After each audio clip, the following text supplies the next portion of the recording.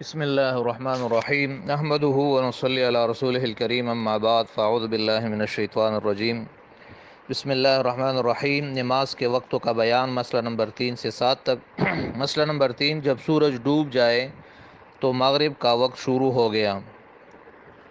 پھر جب تک پچھم کی طرف آسمان کے کنارے پر سرخی باقی رہے، یعنی مغرب کی طرف آسمان کے کنارے پر جب تک سرخی باقی رہے تب تک مغرب کا وقت رہتا ہے۔ جب سرخی ختم ہو جائے گی تو مغرب کا وقت ختم ہو جائے گا اور عشاء کا شروع ہو جائے گا۔ لیکن مغرب کی نماز میں اتنی دیر نہ کرے کہ تارے خوب چٹک جائے، یعنی خوب اچھی طرح چمکنے لگے، تو اتنی دیر تک اس کو مؤخر کرنا مکروہ ہے۔ جب وہ سرخی جاتی رہے تو عشاء کا وقت شروع ہو گیا،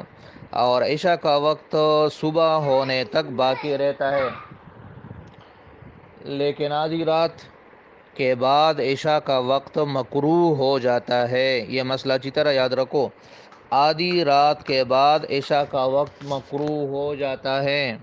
اور ثواب کم ملتا ہے، اس لیے اتنی دیر کر کے نماز نہ پڑھے، اور بہتر یہ ہے کہ تہائی رات جانے سے پہلے ہی پڑھ لے۔ مسئلہ نمبر 4، گرمی کے موسم میں ظہر کی نماز میں جلدی نہ کرے بلکہ دیر سے پڑھے تاکہ گرمی کی تیزی کا وقت جاتا رہے، تو اس وقت پڑھنا مستحب ہے، اور جاڑوں میں اول وقت میں پڑھ لینا مستحب ہے سردی کے موسم میں۔ مسئلہ نمبر 5، عصر کی نماز ذرا اتنی دیر کر کے پڑھنا بہتر ہے کہ وقت آنے کے بعد اگر کچھ نفلیں پڑھنا چاہے تو پڑھ سکے، یعنی عصر کی نماز کا وقت جب داخل ہو تو فوراً عصر کی نماز نہ پڑھے، بلکہ اتنی دیر کے بعد پڑھے کہ اگر نفلیں 4 رکعت یا 8 رکعت پڑھنا کوئی چاہے تو پڑھ لے، کیونکہ عصر کے بعد نفل پڑھنا درست نہیں ہے۔ اب یہ جو عصر کی نماز کا وقت ہے، چاہے گرمی کا موسم ہو یا سردی کا، دونوں کا ایک ہی حکم ہے، یعنی جب وقت داخل ہو تو اتنی دیر کے بعد پڑھے کہ بیچ میں نفل پڑھ سکے، لیکن اتنی دیر نہ کرے کہ سورج میں زردی آ جائے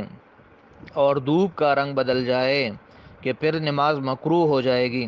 اور مغرب کی نماز میں جلدی کرنا اور سورج ڈوبتے ہی پڑھ لینا مستحب ہے۔ مسئلہ نمبر 6، جو کوئی تہجد کی نماز پچھلی رات کو اٹھ کر پڑھا کرتی ہے، تو اگر اس کو پکا بھروسہ ہو کہ آنکھ ضرور کھلے گی تو اس کو وتر کی نماز تہجد کے بعد پڑھنا بہتر ہے۔ یہ مسئلہ یاد رکھو، اس کو وتر کی نماز تہجد کے بعد پڑھنا بہتر ہے، یعنی عشاء کی نماز میں فرض اور سنتیں پڑھ لے، تہجد چھوڑ لے، فرض اور سنت پڑھ لے، وتر چھوڑ دے، وتر پھر تہجد کے بعد پڑھ لے۔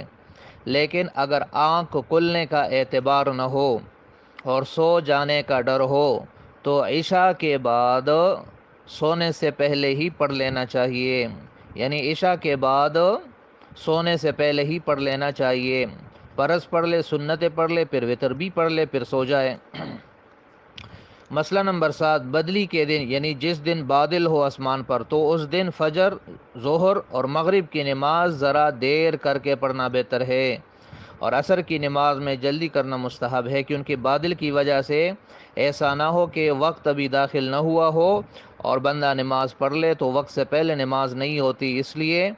بادل کے دن فجر میں بھی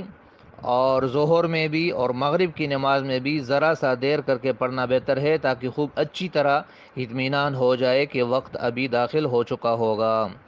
یہ آج کے مسائل ہے، باقی انشاءاللہ اگلے سبق میں پڑھیں گے۔